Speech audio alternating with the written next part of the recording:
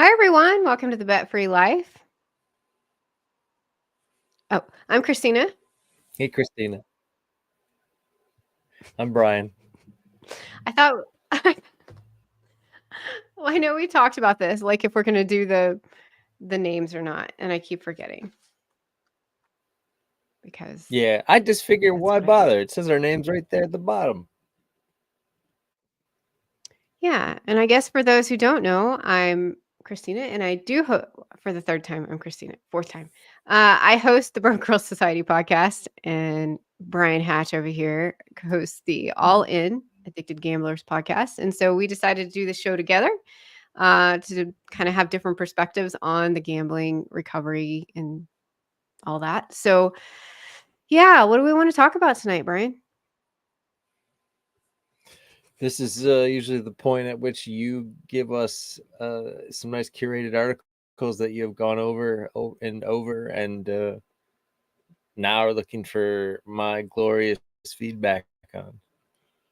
Okay, well, I didn't really have any articles this time. And there's a delay on my feed, so if I have a funny looking face, that's why. So because I was kind of had a busy week, but I did attend the Oklahoma Association for Problem Gambling's annual conference, and that was interesting. We had some really great presentations and talks. Heather Chapman, who does a lot of work in this community, and she was there talking about PTSD and gambling. And I took a lot of notes, is what I did. But one thing I wanted to share was I got this really nice little, I don't know if it can be seen, book on all the statistics because I'm kind of into statistics these days. But one of the most interesting thing about Oklahoma, and I'm going to like help people know the landscape of Oklahoma, is so for 2023, last week I talked about like the gambling revenues that have been reported for 2023, but in Oklahoma gambling revenue was $3.34 billion. It's pretty. That's a lot of money for one state. Um, and the tax revenue or the state revenue from that is $202 million.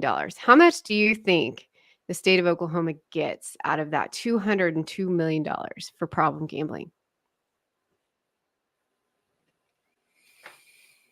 Well, they don't get all of it. No. But Well, what that's would a you think bummer. would be fair, right?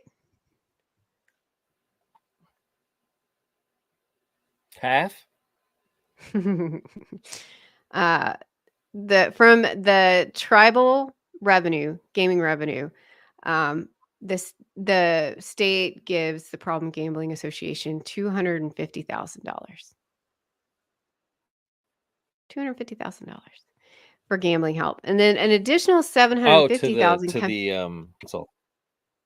yeah, to the council, and then an additional 750,000 come into, well, that's just total, that's state allocation for problem gambling. So whether it's going to council, whether it's going to other programs, 250,000 is what comes out of that $202 million.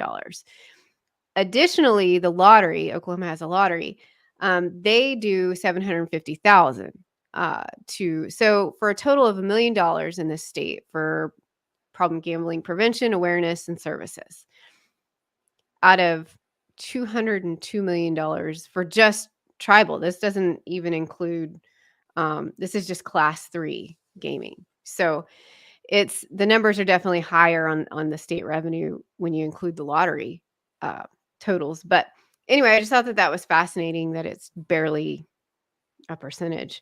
And then Oklahoma is national rankings is first in the number of tribal casinos. Like I said, I think we have 143 with a couple more coming up. Third in the number of slot machines and casino gambling revenue. And 23rd in per capita funding for problem gambling services. Isn't that fascinating?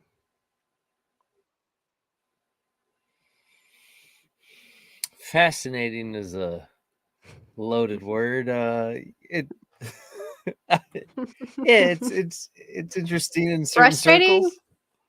Yeah, frustrating maybe. So I thought No, it doesn't. I get none of whatever people, whatever information is provided these days. I'm just like, oh yeah, that makes sense. I don't know. Everything seems to be like, yeah, that seems to be so about what I thought it would be.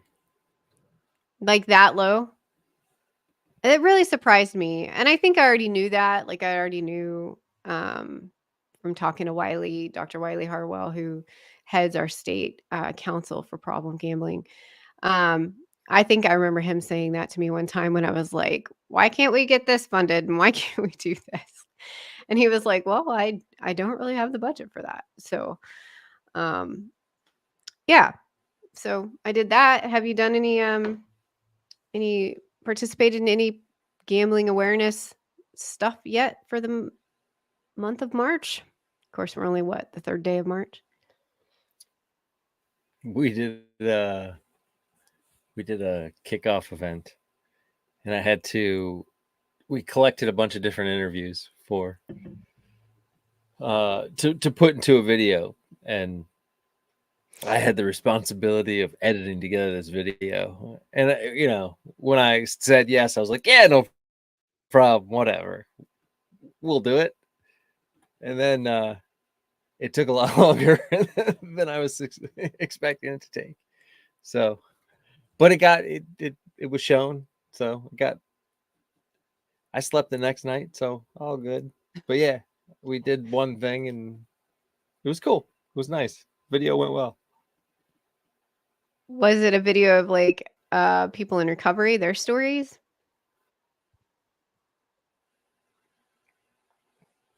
It was people in recovery and then people who work in the space. Ah. Um, Another thing that I did this week was a group of students from Oklahoma State University reached out to me. They wanted to do a documentary on gambling harm in the state of Oklahoma, kind of the impacts of it. I think a couple of years ago there had been one done on just the tribal casino and kind of that look at it, but it never touched on gambling harm or in any way. And so this time, this group of students, they've all kind of been impacted by somebody who struggled with gambling. And so they wanted to really look at gambling addiction in our state. And so I got to hang out with them and I did a podcast and they recorded that. Then they came down to the conference and did some of that and did some interviews and that was fun. It was neat to see these kids who don't gamble themselves or really haven't experienced the harm of it to actually want to ask questions about it and to better understand it and better understand the landscape of gambling in our state. And I was really impressed with them. A great group of kids. Felt like I Did was they ask you anything that you were like, hey? no. No, but at this point I'm pretty open with my story. So at this point it's um yeah, there's not a lot of questions that really throw me anymore. But the least I did, I don't think I cried. I imagine. I imagine when they look up gambling harm in Oklahoma, there's not like a wide selection of people down there vocal about their story and living in Oklahoma. There are So not. And you I'm sure probably get called on a lot. I do. I do. Even for like local media and stuff like that. And because I did media right before Super Bowl.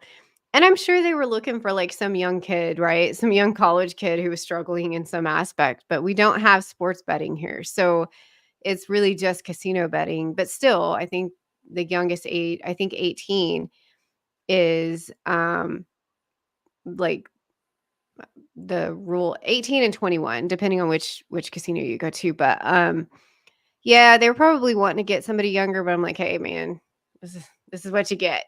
So, um, but still, it's it was neat to interact. But there's a comment here. Um, let's see. Sugar Bear 1777 says most gamblers in Oklahoma are from North Texas, and that is true. Um, they showed up. They showed this map at the conference, and like right around the state line, the Oklahoma Texas state line. It was just like of all the self exclusions, it was like so colored up.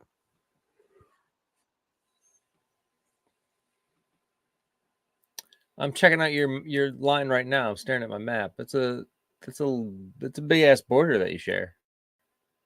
Yeah. Yeah, and Oklahoma takes full advantage that Texas doesn't have casinos, or at least legal ones. They have a lot of like underground or backroom back rooms that a lot of people get in trouble in. But Oklahoma takes full advantage of that. And I think I shared it last week how people struggle sometimes when they're in recovery to go through the state of Oklahoma. And because there's just a casino everywhere. It's madness. Madness, I say.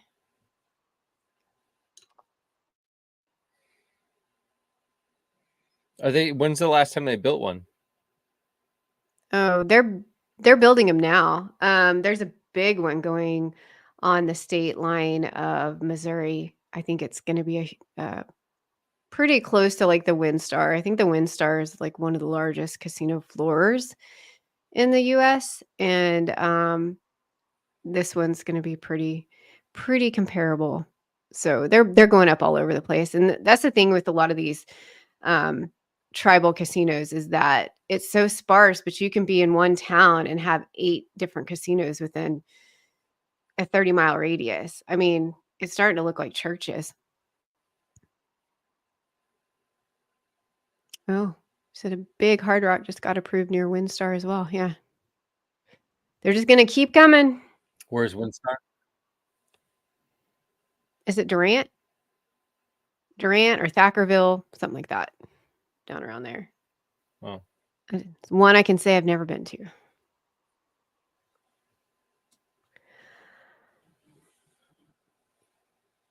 All right. I'm reading through the comments. Sorry. Takes me a second. Get used to this. I'm not used to having somebody on there who hails from your region, knows all about your region too. It's strange having 2 people on who know all about that area. Right? We can just talk about it like all day long. Yeah. And then our War 66 is back, and he says, this is the highlight of my week. It's pretty up there with me too. Getting to hang out with my buddy Brian. I would say that I could probably find some better stuff on YouTube for you guys to both watch. I knew you were going to say that. This friendship just goes one way, guys. I'm just way. like I'm not saying what we're doing isn't well. I don't know. I can't. Overall, the idea I think is valuable, and there's value in talking about gambling addiction. But if you're just saying top to bottom, are there a few other things that I would be watching first? I got a few channels that I enjoy some of their content. Yeah. All right. I You ain't mean, wrong. no, I would be watching this. Let me unequivocally. See if you can save yourself. Oh, it's a highlight. Hey, congrats on day 38. Thanks for checking in with us on Sundays. I always look at like who's watching, because it gives us like how many viewers are watching, and I always see them drop off, and I'm like, Because you're a narcissist. right? Yeah, it's egotistical. Like, oh, and then I'm always like, oh, did we say something? Are we not interesting? But then I have to remember it's not always about us, right?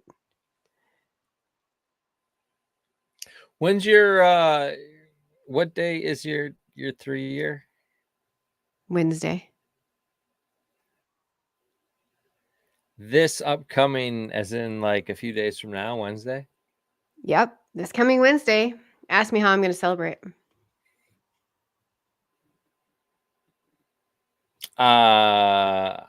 Christina, Wednesday, it comes to mind that Wednesday is your year anniversary from 3 years ago when you stopped gambling. What are you going to do to celebrate? I'm getting a tattoo.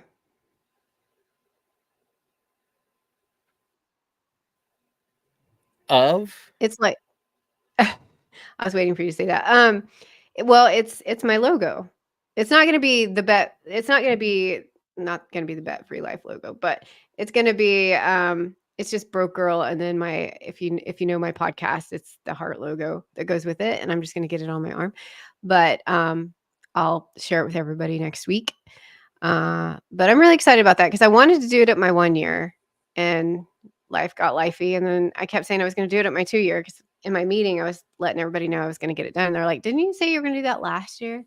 I'm like, "Okay, it's been a theme, I understand, but I'm gonna do it this year." Like, the appointment's made, my partner Dustin's going with me, like, it's gonna be done.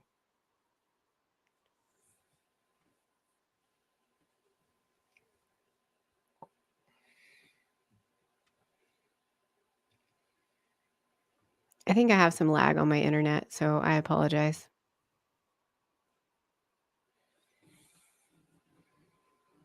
Yeah, something has been slightly off.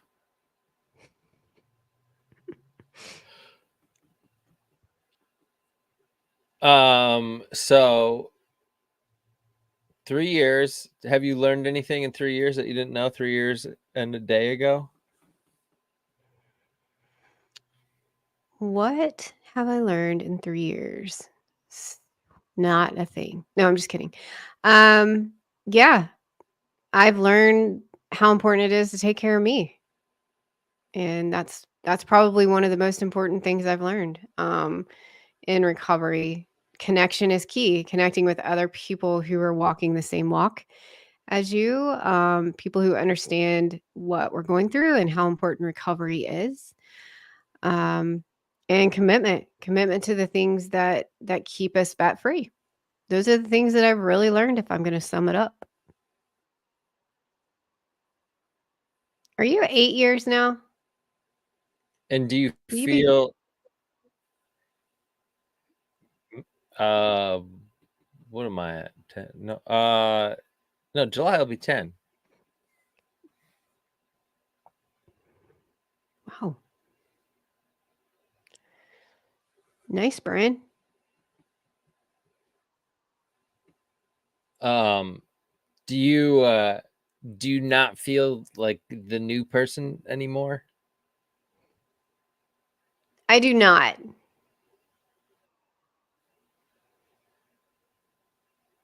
Yeah, I remember just waiting to wanna get to that 1 year because then I thought people would take me a little bit more seriously in this community, as far as, like, the work that Mm. I was trying to do and the advocacy that I was trying to do, but yeah, I definitely don't feel like the new kid on the block, but I'm, you know, excited of where I'm at for sure, 100%. I do not wanna go back to where I was 3 years ago.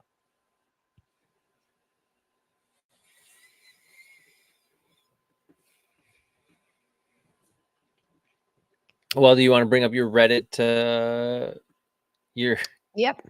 your stories lifted from Reddit? I wasn't gonna tell people that, but yeah. I like to read those stories Well, as a I way to think they kind of figure it out when you start reading from the Problem Gambling Reddit thread. true.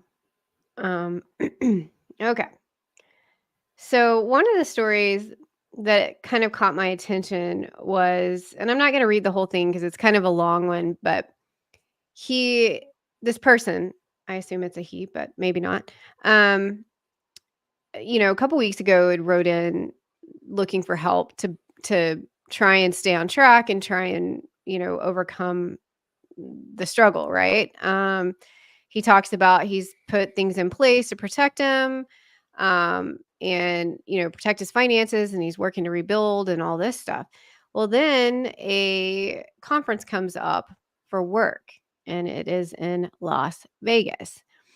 And he talks about Dun, being dun, dun. dun, dun, dun, and he talks about being self-excluded, but um it's hard when the itinerary calls for casino night.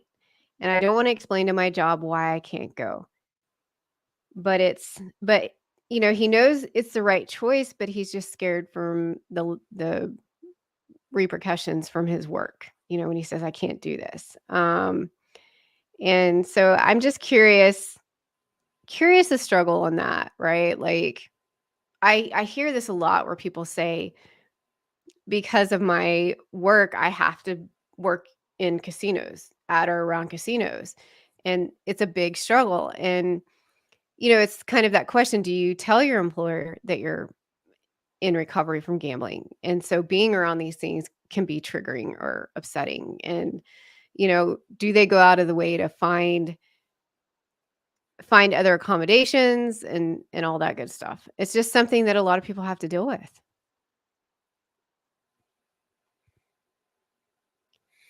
What are your thoughts? We we we submitted to a conference in, well, we haven't heard yet, but we submitted to a conference in Las Vegas. So that would be I it's one of those dilemmas where I'm like, I'm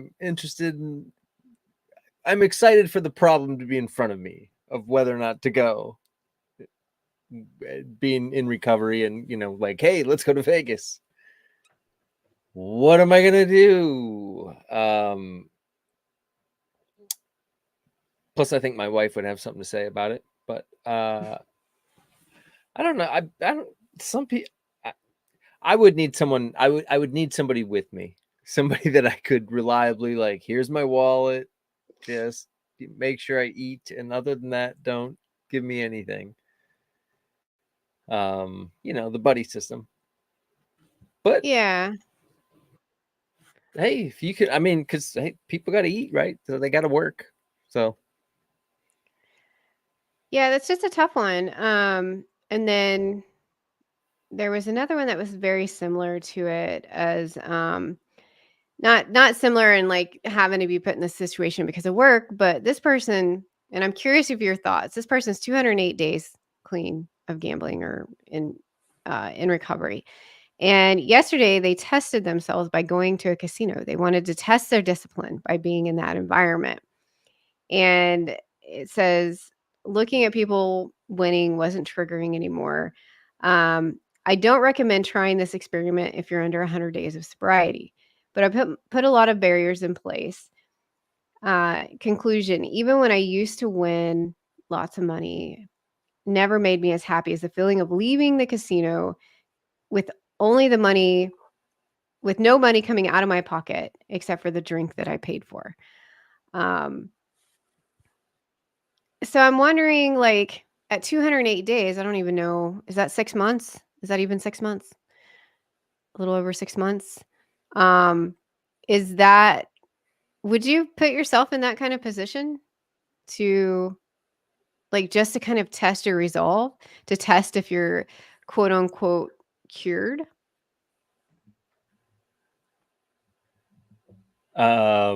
no. Me either. No, because 6 months, you're a baby, and you,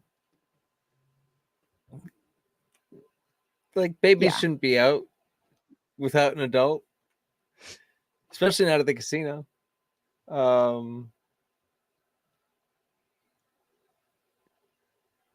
Yeah, but I suppose that is a test. That's for damn sure. I hear a lot of I have people, this like, gambling addiction. I shouldn't go to the casino, but I'm gonna go to the casino because I want to see if I really have a gambling addiction. Maybe I don't. I might not. I probably don't. I'm gonna go to the casino. It's fine. Don't worry about me. I'm fine. I just wanna, like, test myself. I wanna punish myself. I wanna go to this place that I'm struggling with, and I just wanna sit there. And, I know, like, the GA principles and things, like, don't hang out and don't be in and around gambling establishments. And it's like, but there are some people, and I even talk to people who are like, I don't want to hand over my finances because I want to know that I can do this on my own. And, in some ways, I kind of respect that mentality of like, if money's a trigger for you, like you're gonna have to learn to work through the triggers, right? Financial, like that's the thing with our addiction is like finances are something we're always gonna have to navigate. We're always gonna have to navigate money in some way. So, like, but there's certain situations you don't have to set yourself up for, like going into like here I am almost 3 years clean, and the thought of going to Vegas still kind of puts a little bit of doubt in my mind, but I know that I'm going to be with you, and probably my partner's going to come. So I know that I'll have like things in place to protect me and to keep an eye on me, but it's still a lot of putting you're just putting yourself in that kind of situation where it could potentially set you back.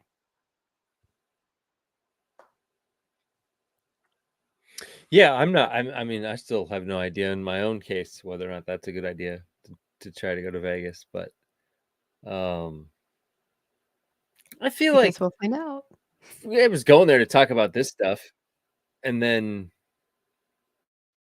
I'm gonna see other people. I'm gonna see people I know there who know I'm in Right. recovery, who aren't trying to get me in trouble. So the opportunity, of course, will be there. Like, yeah, I could get up in the middle of the night and go gamble, but for what? I can't. Like, I can't win anything that's worthwhile without my wife finding out. And if she finds out, then it's all over. So I'm pretty. I'm just trapped in a cycle, which is great because then I won't gamble. Like, I've got no reason to. Yeah. Let's see. We've got a comment here that says, "Are you happier than you were 3 years ago?" Absolutely. Like these 3 years have been hard.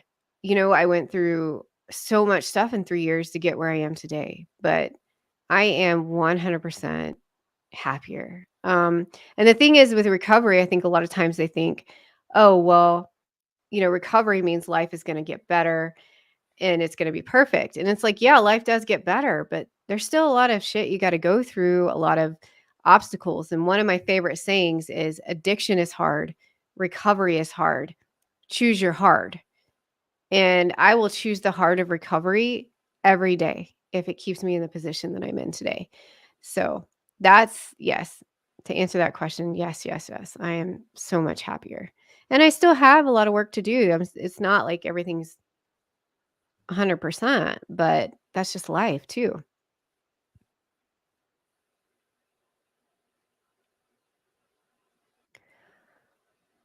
Let's see. Have you gotten into a situation where you see family member going down the same path you did? If so, how would you go about it? Let's see. You guys gotta interact with us more. We gotta keep hatch up here. Let's see.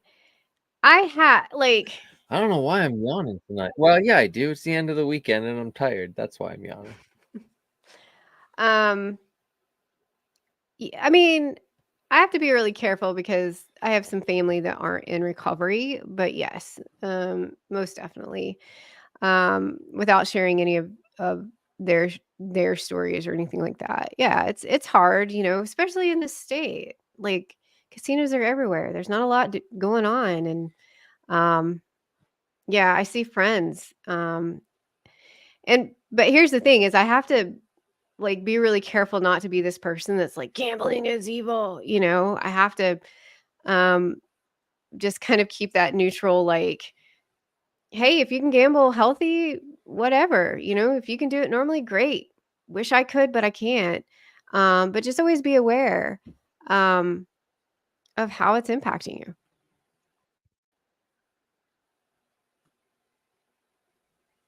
I mean, that's my thoughts on it. Did you did, I well not did you, but my so I have a relative who knows what I do. and the relative said, when was this? 6 months ago? It was in the middle of football season. But the relative was like, "Yeah, I've been gambling on those new apps." And in my head, I just start laughing because I'm like, "Oh God, where's this going? Like, tell me there's not a big problem or something." But the relative was just telling me that they were starting to use the apps and found them interesting and kind of fun. Nothing to report other than that. Right. Yeah. I mean, it's always tough because you just want to like protect everybody. Um and I actually get like family members and friends who maybe will ask me about things other than like gambling. If gambling is harmful, they'll ask me about like um whether their kids um gaming is a problematic and or kind of the signs to look for that. And that's kind of a neat thing too that friends and family are coming to me for because they know that I've tackled this and it just kind of gives them, to think, well, about like is this going to be harmful? How do I protect them from this? And that and it's like all you really can do is, you always see the hashtag with us talking helps. And because it's like the more we talk about it, the more other people learn about it and then understand it. And so really the best thing you can ever do if somebody in your life is struggling, um, is to talk to them and to ask them. That's my thoughts. Is it just makes it easier if I just say ditto? Yeah. Um, It's a let's cop see. out Hi too, there. but boy, does it work well.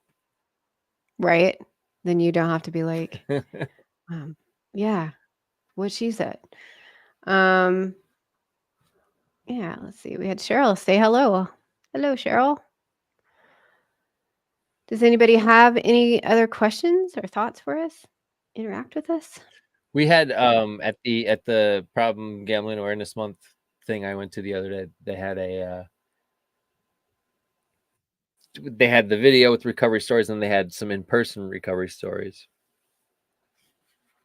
And recovery stories are hard because like somebody goes from 0 to 10 quickly in telling those.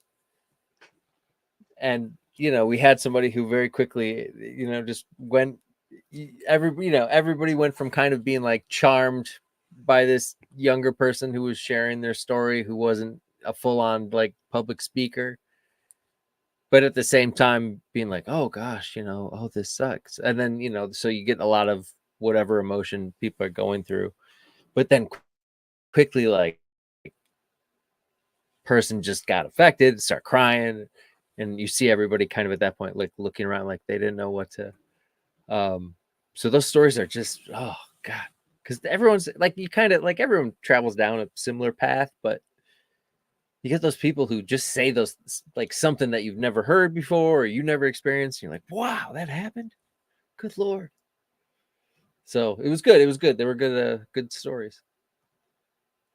Yeah, I think a lot of people don't understand kind of the way that the places that this addiction can take you because they think, oh, drugs and alcohol, I could see where it could cause you to do that or make those choices, but gambling, like that's not that I can't justify that it makes you make those choices. And it's like when you understand how it impacts the brain in the same ways that drug and alcohol do, then you really understand that. But I have a question for you, and this I don't know if this is really the place to ask it, but when we do those conferences, right? And there's mostly clinicians, right? Mostly therapists getting their like extra education, continuing education credits and things like that. And they're people that work with people in recovery all day long, right? So what do you think the impact is when we have lived experience with these things? Like, because lived experience is a very, very small percentage of the people that come to like these big conferences, especially like the national conference. Um, like, what do you think their thoughts are? Like, I've heard one person say one time, like, we get enough of those stories in our work. Like, let's focus on what we can learn. And I always just wonder, like, everybody's thoughts on that.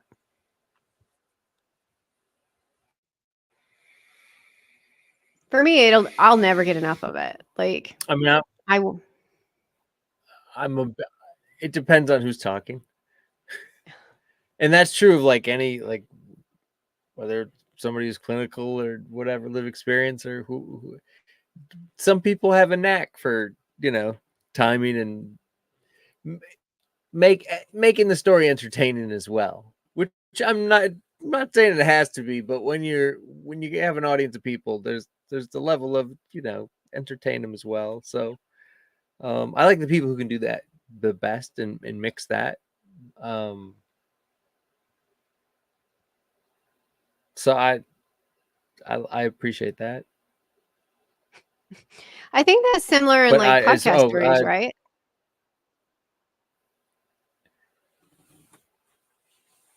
yeah, I guess it's what's the goal.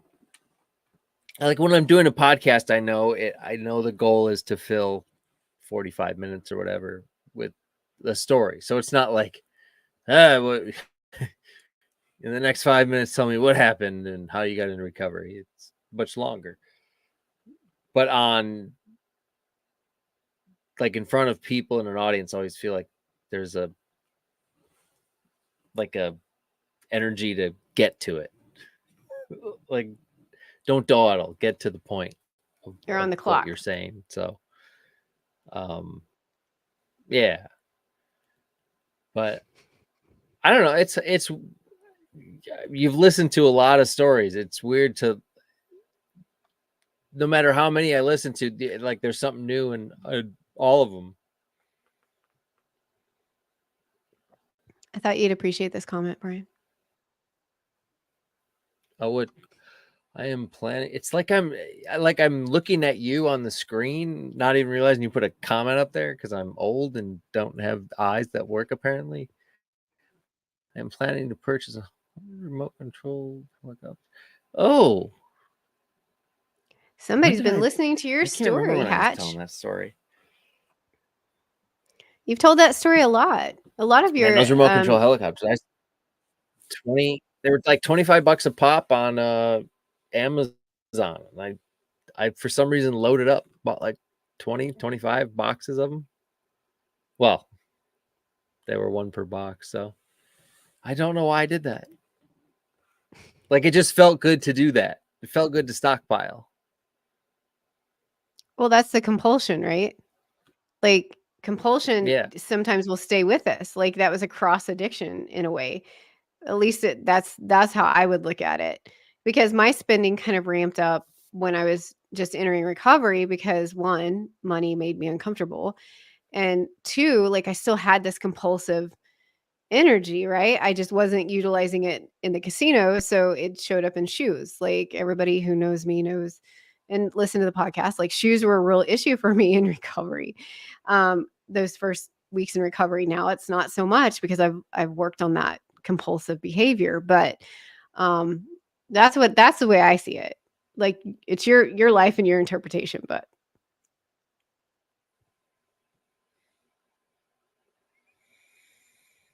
Yeah. I'm trying to remember the time. It wasn't long. It was like 2-3 weeks.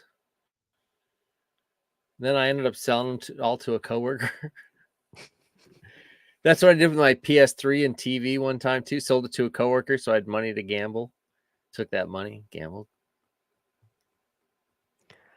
what is Then I didn't have my the PS3 or my TV anymore. what did you lose something that you regret the most? Like while you were gambling?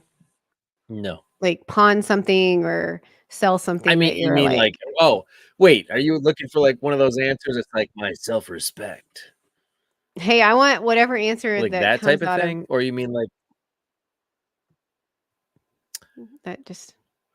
well, I mean, sure, I lost all that crap, but I mean, like, if you're talking like, did I pawn something that I no longer have? I guess my Sega Master System. that I had because it was something that I had gotten when I was like 5, and I ended up selling it when I was like 31. And so that was a bummer to sell something that was so old and that I had had for all those years.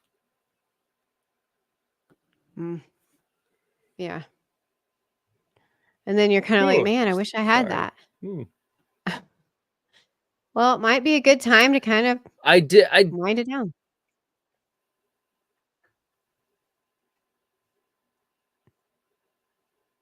I am not happy Yeah. about this I delay. wish I did have. I wish I did have some of this stuff, but overall, it was nothing that I needed.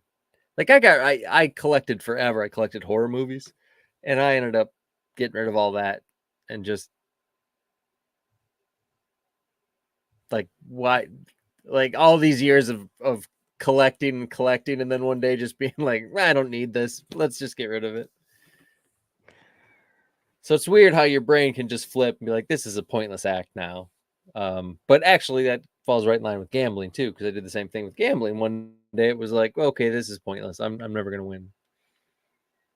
Coincided with a big loss, but thinking was the same. Hey, you're absolutely welcome to fanboy out. um yeah. War Well, that's why we're here. 66 Matum.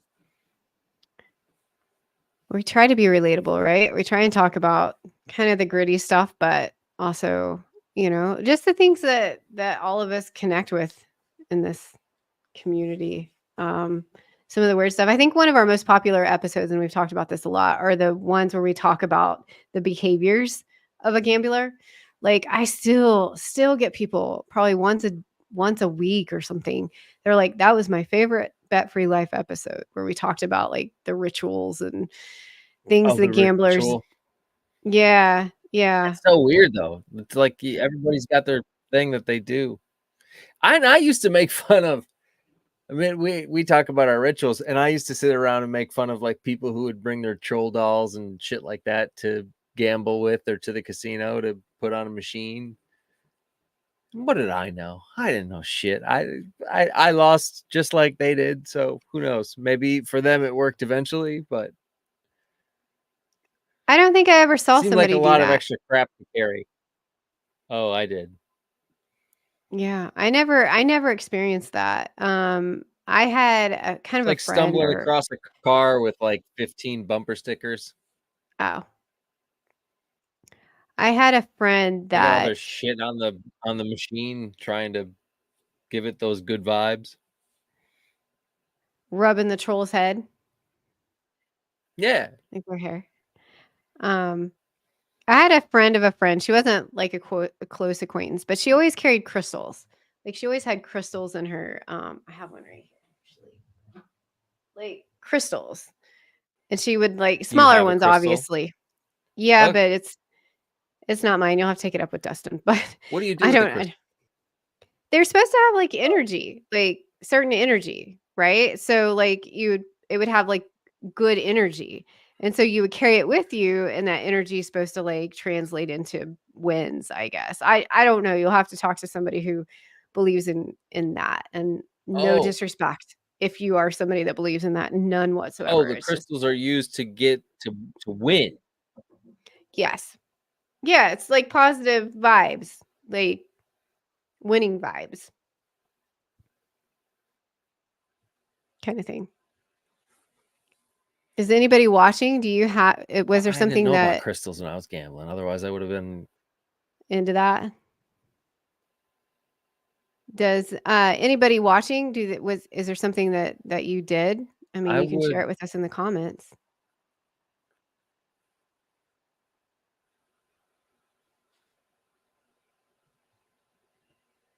I didn't do anything out of the ordinary. I mean, if I won money, I'd always go in the bathroom afterwards and count it in the stall by myself. Is that weird? No, I did the same thing, and I talked to so many people who did that. Like, and then I would fold it up and put it in a different like, certain amount in a different pocket. like I got to leave with that. And then another amount in a Yeah. different pocket. Like I've got to pay rent with that, another amount in a different pocket. And then it was like, I absolutely have to leave with this, but this I can play with and try and win more. And then like it never worked out. I left completely empty. Did you ever leave with money and you were concerned for your safety while you were leaving because of the amount of money you had on you? Yes, I am a female. Yes. Yes. I had some, you know, pretty big wins over the years, and I would always have the security guard walk me out. But what I would do is I would have him just kind of stay back so that it wasn't like people are like, "Oh, why is that guy walking her out?" You know what I mean? Like not to draw attention to myself, but it wasn't a lot. I mean, it was only a few times that really happened, but I didn't wanna be a target, but I had heard of, like, robberies and things like that, so, yeah, I always did have sorry, guys, I have a cold, always did have somebody kinda walk me out if it was anything big, or what I would consider big, which was pretty jaded.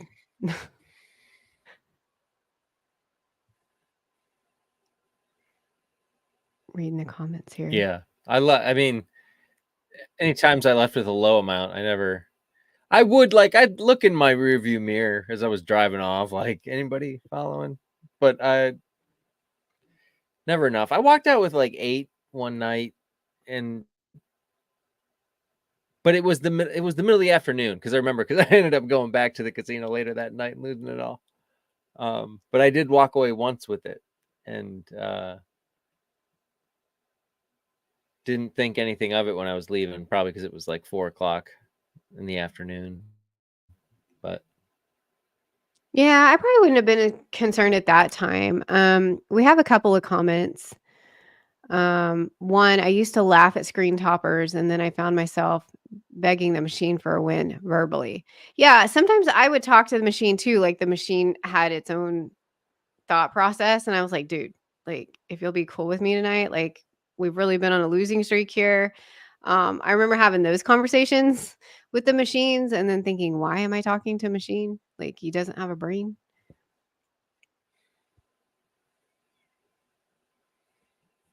Let's see, another I one.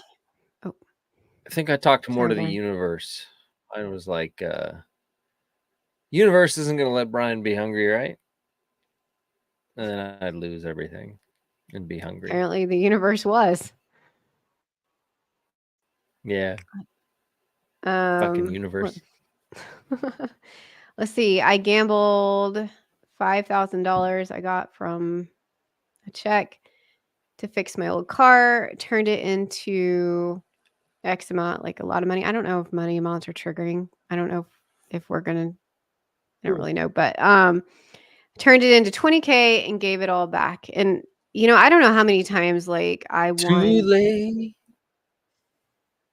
I won so much money and then just I think the most I won one night was like 25K, and I gave most of it back that same night. And I remember the casino guy, the payer, that pays it out, and they were like, "No, you're gonna go home with this, right? You're gonna go home with this time."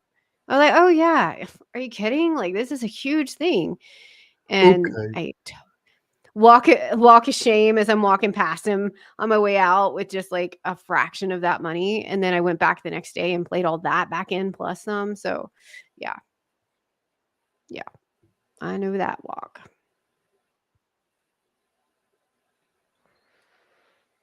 All right, Hatch. How you feeling? I feel good. Uh, I'm looking forward to checking out your starring turn in your documentary about Oklahoma and its gambling problem. Um, so I'm gonna watch that before next week, so I can give my review of how great you were in your starring turn. Well, lucky for you, I don't And know when it'll be out or available. yeah. All right. We'll see what's Well, I new in the world of gambling by next week. and hopefully our technical difficulties will line themselves out. I don't know. I think I'm having some internet issues tonight, so there's a delay. I'm sorry if we're talking over each other or freezing, but it's on me. I accept it.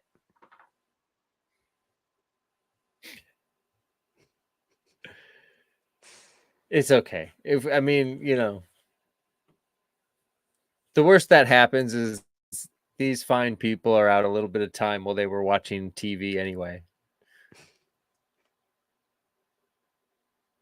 All right, let me But put. hopefully it wasn't too bad. Oh, they said everything sounded good on their So end, so long, maybe it's War just me. 66 much ham and Sugar Bear 1777. Just so funny to Thanks for read interacting names. with us tonight. Like that's fun. We like the interaction. Even though it might take us a minute to catch the comment, but we appreciate everybody who's watched Well, tonight.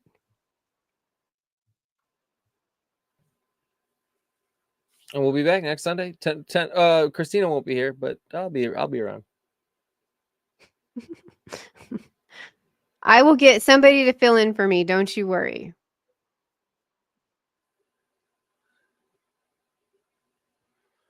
Promises. I'll let you do